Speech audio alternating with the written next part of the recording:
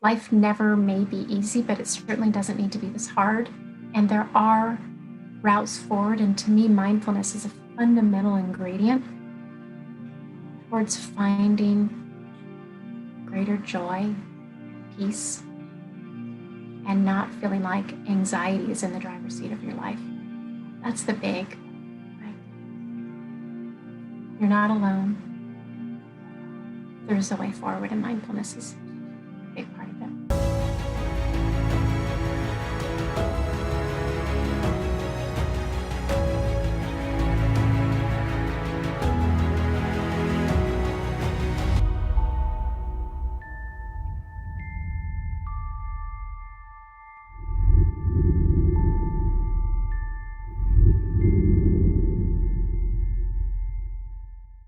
Welcome, everyone. My name is Mark Montalban, and I'm excited to be with you on our next Mindful Text Perspective show.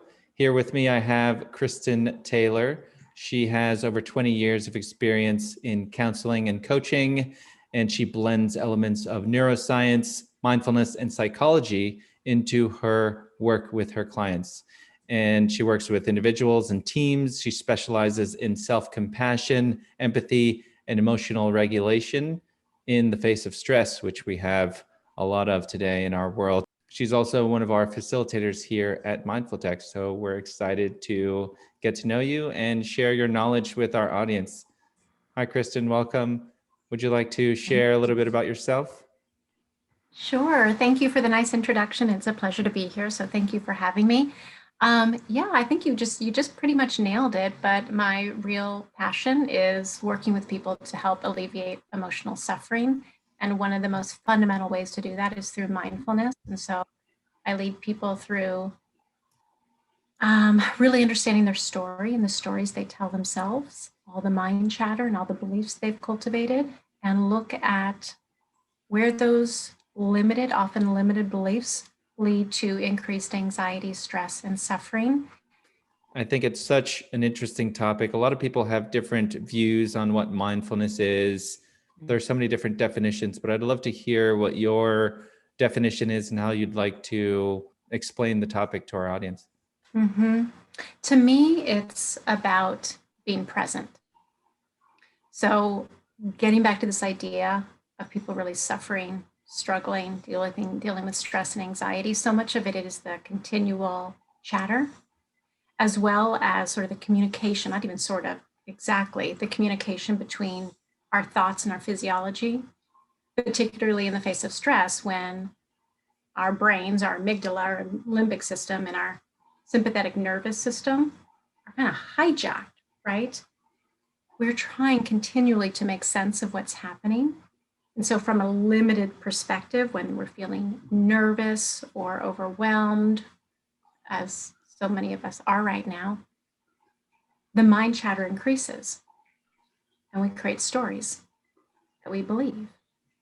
And so the reason that being present is so important is that it offers the opportunity to learn to still the mind and not always believe the faulty beliefs, narratives that happen when the mind is really noisy or distracted, or when the body is overstimulated or agitated by stress.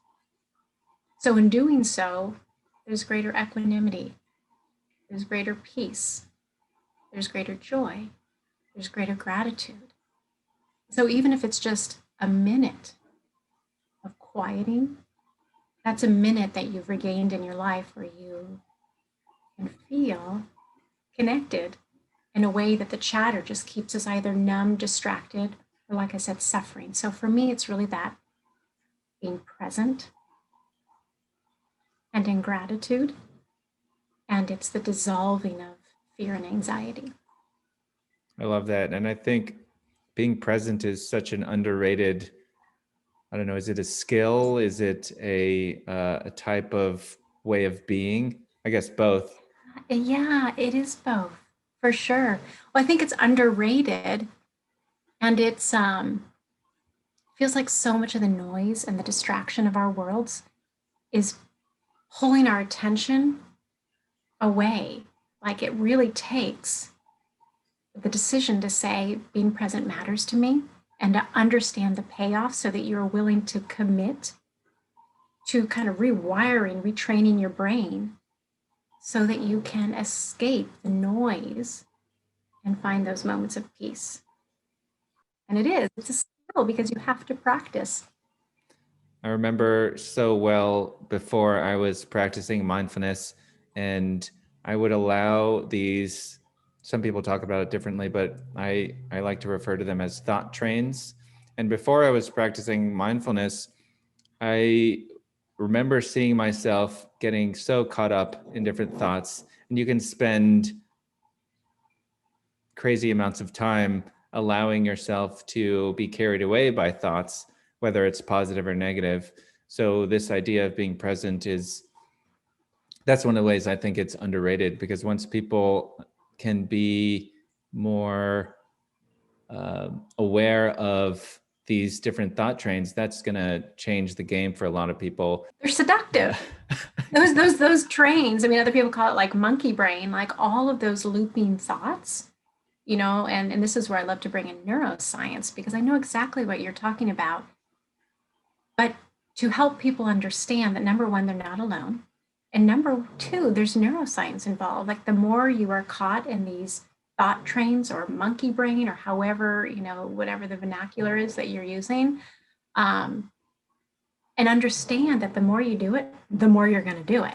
And it takes the awareness to say, I want to choose differently, and start to, if you think of your brain as like a power grid, start to use certain neural pathways or highways less frequently and develop new neural pathways that ideally will allow you to, I just think about it like, here you are, a sentient being, like here you are, a human being in your life. And so much of it we're not even present to as the days and the weeks and the months and the years go by. Those moments of truly appreciating, like right now, I'm appreciating that my dog is snoring, appreciating what's happening. They go like that. It's precious. And there's less anxiety, and there's more of an ability to get from the limbic brain, this hijack, into your prefrontal cortex, where there's expansive thinking, there's creativity, there's self-reflection, there's that, executive functioning so that you can manage your time and your perspective and be more thoughtful. I love that. How did you get into this idea of mindfulness? We'd love to hear your journey into this great tool that a lot more people are going to be adopting. Yeah. Well, through my own experience of struggling with anxiety, tremendous anxiety, in so many situations where I would look around the room and it felt like I was living this, it was like this duplicity. Like I could look like I was calm and had all my stuff together, but inside I felt like I was dying. It was torturous. And it felt like it was taking years off of my life, the amount of stress I was, the cortisol and the adrenaline, and just, having some real health issues because of it. So I earned my master's degree in 97 and was in a program since 94. And even in my bachelor's program way in the early 90s, I learned so much about mindfulness, but it was sort of academic.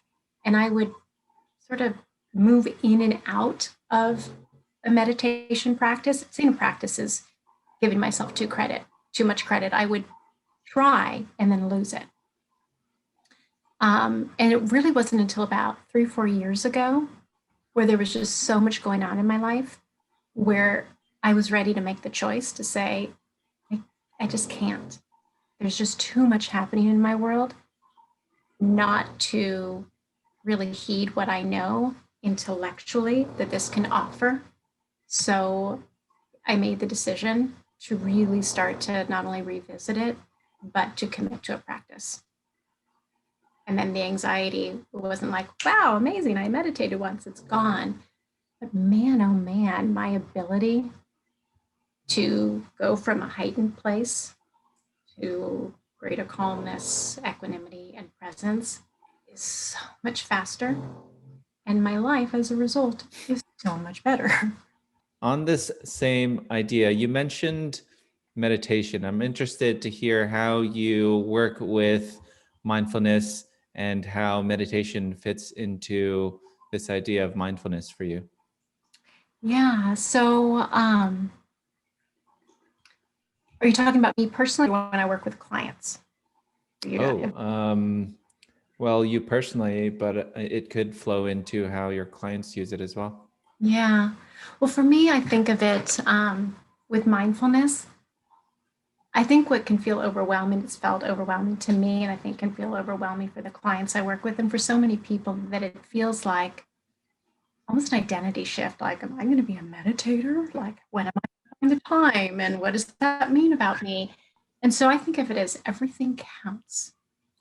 Every moment where you're interrupting that train of thought and recognizing it, just going, oh, it's happening. It's like that metacognition, right? That being able to observe yourself thinking and your thinking pattern and that self-awareness, to be able to interrupt it. This is the everything counts, and to go even when maybe your tea is in the microwave, to say right now, I want to have more of an embodied experience. And to me, so much of my experience with mindfulness is being embodied. We are mind, body, and spirit is the way I, as well as millions of people, think of it. But for me, it's the mind can be so dominant, especially the chatter is so loud. And like I said, it's so seductive to that moment to go, I just want to connect with my body. Maybe it's connecting with my heart. Maybe it's feeling what my hands feel like from the inside out. They call it interoception. Maybe it's when I'm sitting here, it's my sit bones, the gravity of my body, the weight of my body. Just like Fleet Mall, he does neurosomatic mindfulness. It's that sense of anchoring, like even if it's just 30 seconds, a minute and a half when my tea is in the microwave, or when I take my dog on a walk, that those moments count and that it interrupts and connects you to the moment that is. And to me, that creates the anchoring, and that creates quiet to allow me to be in a state of greater gratitude, to recognize what I'm just appreciating, to feel my body. It doesn't even have to be a judgment, just the neutrality of I am bearing witness to be in human form right now. And that counts. So on those days, there are days where I don't meditate for whatever reason, but it doesn't mean like it's all lost, I'm no longer a meditator. It means today, I felt really present when I was making my bed, doing the laundry, petting my dog, hugging my son. All of those things count as moments of being present. And on the days where I have enough time and energy and discipline to say it's going to be 10 minutes, 20 minutes, a half an hour of meditation, that it's all on the continuum and it all counts. And it all helps me to be, I keep saying present, which is so important, but unpacking presence is really about connecting to my intuition, connecting to my creativity, connecting to my empathy first for myself, knowing what I'm feeling so that I can be more empathetic with others. Being fully alive, that's what I'm talking about. That's what I want to say. Being present is being fully alive. I agree.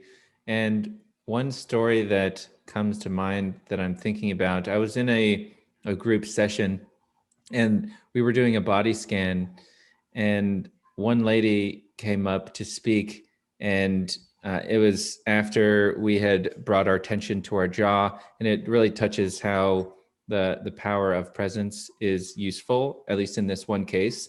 One lady shared after the body scanning meditation that she had just realized that she had been clenching her jaw for she didn't even know how long she had been clenching it. But a lot of us hold tension in places in our body.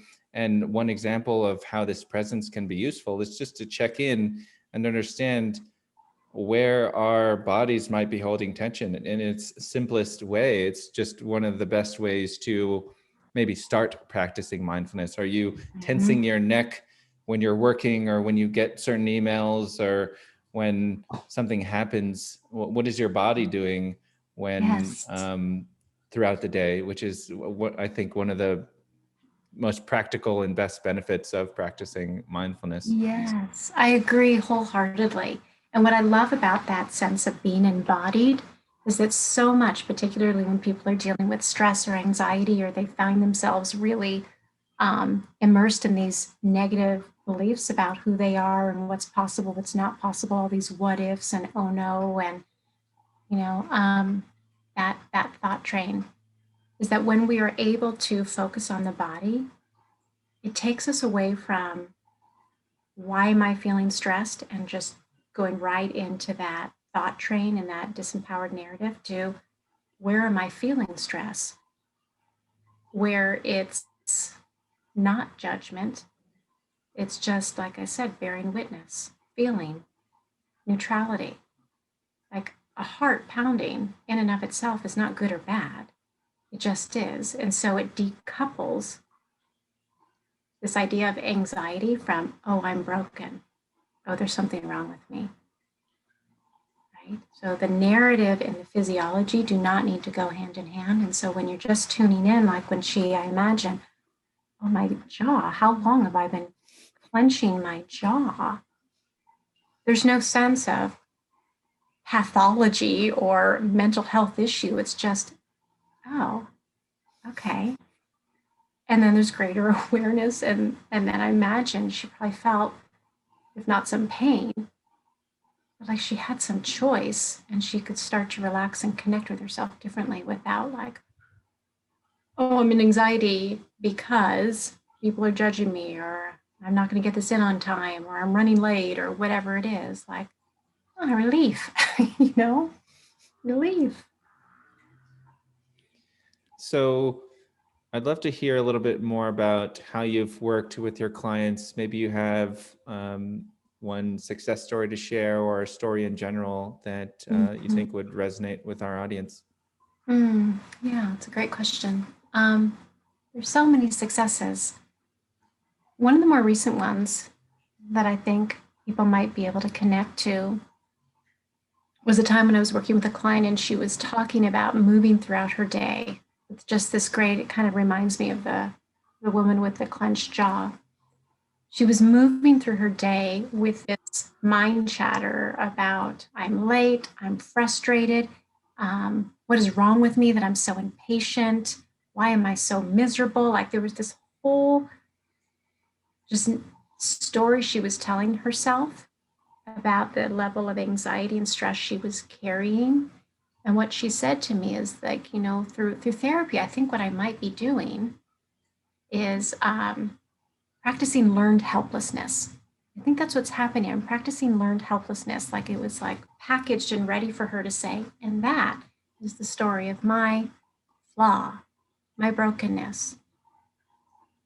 And so what's important in those moments are to show up with empathy, right? Just to say that story, understandably, could really just sum it up, right? It's a convenient story, and perhaps it's true, perhaps it's not, though. And I'd like to invite you to look at this differently. And that's where the emotional regulation / mindfulness / neuroscience come into play. So knowing that that is a mental construct, learned helplessness, when you experience yourself moving through the day and feeling a sense of anxiety and stress, and then the blame and the unworthiness and just sort of all the layers of what are you telling yourself about yourself because of what you were feeling. And so the invitation that I extended to her was, let's just slow this down. And number one, it's the tuning in without judgment, and perhaps, and this is what I really hope to teach people, is, and I'm like, this is like pulling them towards a teaching of self-compassion. Instead of saying, why was my day going that way? Just to ask, let's place yourself back in that moment. Where most did you feel anxiety? And perhaps it's not even anxiety. What would you call it?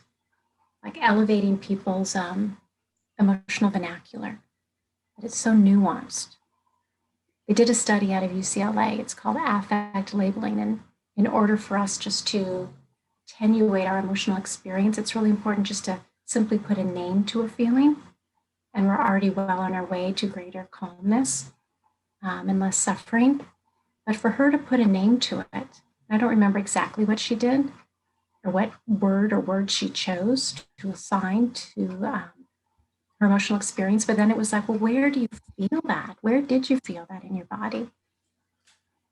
And she said in her heart. Not everyone can do that so quickly, but this client did. She said, I really felt it in my heart and I felt it in my gut. Like it was just clenched and my heart was pounding. It was just clenched. And then I invited her, well, from the place of compassion, like you would offer to a friend or a child, an animal, whomever you love dearly, what does that place need and how might you respond to it from empathy and kindness? And there we stayed for a while, and she was like, I recognized that place in me felt scared. It felt scared. And what it needed was what you're saying, kindness. And so I said, well, what might you say to someone or something that needs kindness? And how she responded was, you are not alone. You are not alone. And so as I share that example, it's really taking a look at one response of judgment. You are engaged in learned helplessness. Something's wrong with you. That is a maladaptive coping mechanism, and we need to undo that. Maybe we can look at your past and see the places where there was pathology, right? There's that lens. Or there's the lens of tune into your body. Recognize where the emotion, and emotion is not who we are, it is what we feel. Where is it in your body? And how do you respond to it once you've connected with it from a place of love? And for her, this idea of kindness was, you are not alone. And it helped to soften the experience and let the emotion move through her versus the sense of the emotion is a signal or evidence that there's something wrong with me, which only amplifies the suffering. So that would be one example that I think people can connect to. What would it be like when you are stressed out if you pause to say, oh, stress, where is it? How may I respond in a way that is not about rejecting myself or turning my back against myself or betraying myself, but actually showing up with kindness? I love that example. Thank you so much. I could sense and feel the empathy that you were displaying and with your approach. So I think that was very valuable for people to see how to approach sometimes sensitive ideas with people. And then also another thought that came to mind is how new research from an organization called the HeartMath Institute, I believe is their name. They've found that there are actually neurons in the heart and in the gut. So we can actually think from the heart. And it's something that I'm practicing myself. Like, how can we more, instead of getting caught up in our mental processes, can we actually think from the heart? And even if it's not super scientifically validated, just the idea of setting an intention to think or speak from the heart, I think is a practice that a lot more people can at least play around with to some degree and see if it can improve your relationships or even with yourself and with other people. But I loved how you were able to connect with the heart and share your experience in that way. Yeah, well, it's such an honor to be able to have those conversations with people, and everyone is so different. So those conversations are so different, which is such a privilege to be able to navigate that territory. And for me, it's being so client-centered, right? Some people, they're like embodied. I don't even know what that means. They're like, I feel my lip curling when I feel stressed. And I'm like, great, then that's where we'll start. That's exactly where we will start, right? I mean, she was someone who could easily connect with that heart space. She's such a loving person that really is accessible. But other people, that might be more challenging. It's not a good or bad, it's just a different. And so you facilitate the conversation a little bit differently, but I think it takes people off the hook, so to speak, in terms of just the emotional spiral, and allows them, again, this idea of being fully alive, to recognize that the limited stories they're believing are not the only route, that there are ways of being with the experience of being human that don't have to be so hard. Don't have to be so hard. I resonate with that so much. Before I started practicing mindfulness, I recognized that I was creating these narratives in my head that was, for better or for worse, pushing me in a direction. And when I realized that I don't have to stick with a certain narrative that had been built up by myself, I can actually choose which thoughts and which directions I wanted to go instead of just not being aware, not practicing presence or mindfulness. So I definitely understand and personally see the power in that. Yeah, well, what you're talking about, that power of choice, so much of the clients I work with, they say they want, whether it's more money or more accolades at work or less stress. What they're really talking about with that element of choice is we all want more freedom. We have more freedom when there's more choice, when it's not just, oh, this leads to this, leads to this, leads to this. It's like, well, actually, when you look at it differently, even if like earning more money ultimately is about having more time, which is more freedom, which, right? You can have that freedom that feels like a million miles away when you get a certain amount of money per year. You can have those moments now. You can have them now, even if it's for 30 seconds, 2 minutes, an hour. But it doesn't have to be something that is like, when I get this, like Tara Brach talks about that as sort of the trance of only when. I don't know if she uses those words, like life will start only when, ... Life can start now. I love that.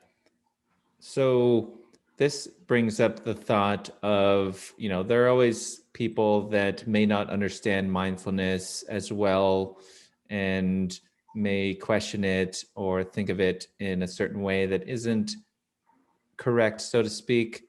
Have you encountered those type of thoughts from people, and maybe you could share some of the ways you navigate those types of sentiments? Yeah, absolutely. And I'm smiling for a reason because it happens all the time. I even had a new client yesterday and I asked her thoughts, and I always ask them their thoughts and how they would define mindfulness and meditation before I just launch in. I really want to know, what is their experience? What is their framework? What is their context? And the woman I was working with yesterday said, okay, meditation, like sitting on a cushion, like chanting, like, this picture of, she's like, will not go there. That is too crunchy for me. Like, no, no, no.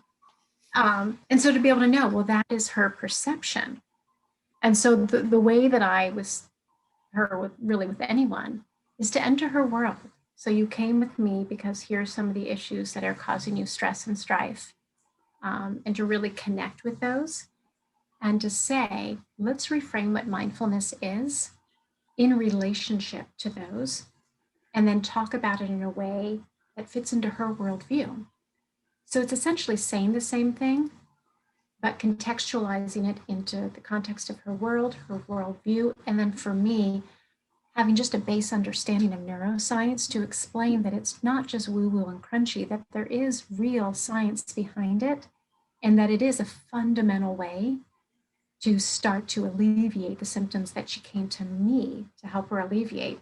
And that it doesn't mean, and I use this all the time with someone who's like, whoa, let's slow this roll down, that you're going to need to, just start living in an ashram and forego all your worldly goods, and you will be listening to, chanting all day long. Like there's a big spectrum that goes into the conversation about everything counts. And I'll start with simply breathing, doing like ratio breathing to help them recognize in a felt sense, as the embodied stuff. Like, I want you to feel what this feels like. And invariably they will go, oh, I'm kind of tingly, or that I feel better. That was mindfulness because you shifted your attention. And what I love about that too, I think about like Eckhart Tolle.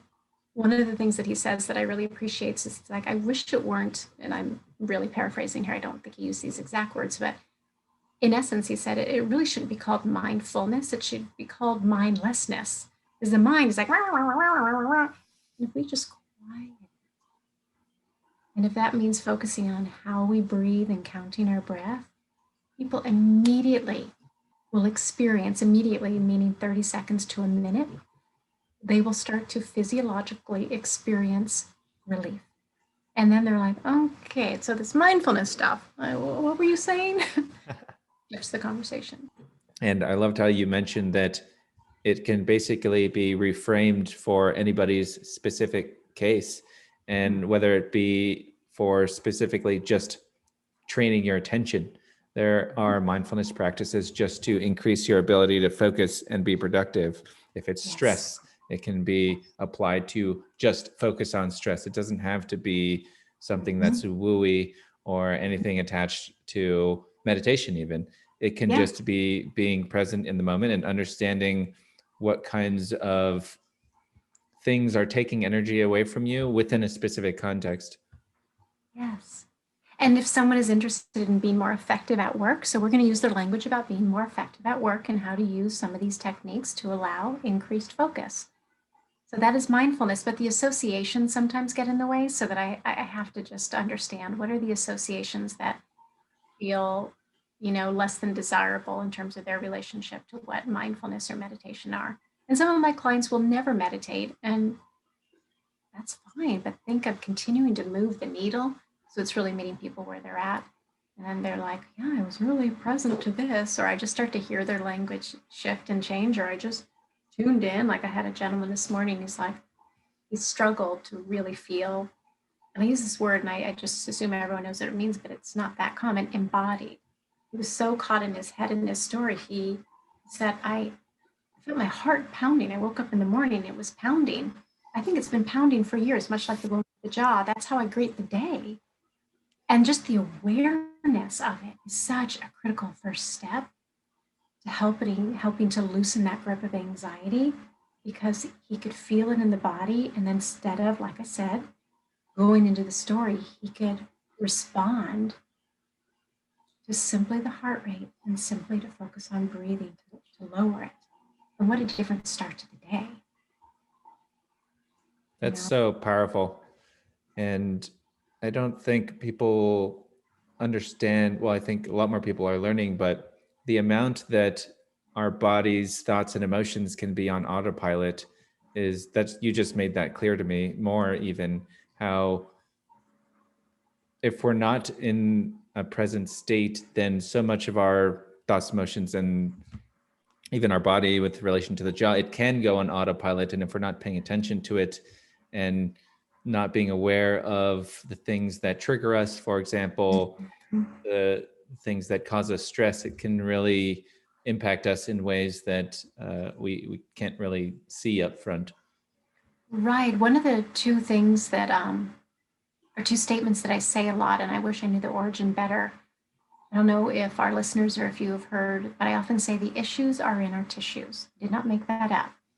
But there's also a title of a book that I've yet to read, but I need to because I love it so much, is that the body keeps score. So like the woman with the jaw issue, like my client, waking up with this heart pounding, that these racing thoughts and these habits of thought, we are mind and body. It takes its toll. And so the invitation is to tune in to the body when we want to ideally quiet the mind and try to find again some of that relief. Thank you for sharing that. And are there any other thought leader? You mentioned a few noteworthy people, Tara Brach. Are there any other thought leaders or favorite teachers or people you follow that that could be provided as a resource for our audience? So Tara Brach for sure. I think she's my favorite. And then I follow Fleet Maull, which is sort of an unusual name, Fleet Maull. he does so much in neurosomatic mindfulness. And then Eckhart Tolle is really the guru in my mind around cultivating presence. And then I really love Kristin Neff because she talks so much about the importance of self-compassion. So those are the four that I tend to follow the most. Well, what I love about the different perspectives is that ultimately what we want to do, and say we as in collectively, not just you and me or MindfulText, but is make it accessible to more people. And that's what I love about the neuroscience, and that, it's the legitimizing that there is actual data to back this up. It's not just for people who are living, in the margins, who are going to, have more of a religious experience of it.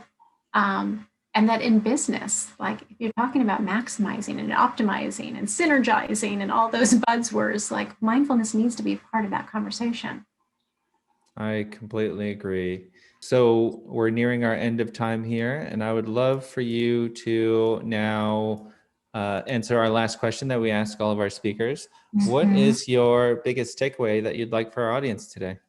So I started the conversation with you saying something to the effect of, what I care about most is minimizing and alleviating emotional suffering. And I think we've always had emotional suffering, but the unique time that we're living through right now with the isolation and the fear has really heightened it. And that people, you don't need to suffer as much. Life never may be easy, but it certainly doesn't need to be this hard. And there are routes forward. And to me, mindfulness is a fundamental ingredient towards finding greater joy and peace, and not feeling like anxiety is in the driver's seat of your life. That's the big, you're not alone. There's a way forward, and mindfulness is a big part of it. Awesome. Well, thank you so much, Kristin, for being with us, and we'll catch you next time. Thank you so much for having me. It's such a pleasure.